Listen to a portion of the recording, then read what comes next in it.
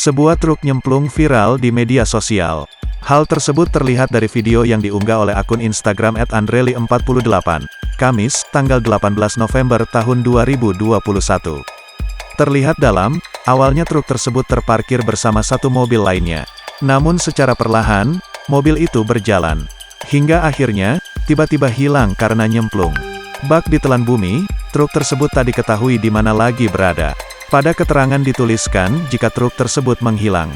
Terlihat pada keterangan waktu CCTV, tanggal kejadian terjadi pada tanggal 17 November tahun 2021 pukul 3.14 menit waktu setempat. Warganet pun ikut memberikan beragam komentar. Diketahui dari kolom komentar, diduga lokasinya berada di salah satu perusahaan batako, tepatnya di daerah Desa Kareo, Kecamatan Jawilan, Kabupaten Serang, Banten. Ada yang mengatakan truk tersebut mengalami remblong hingga nyemplung.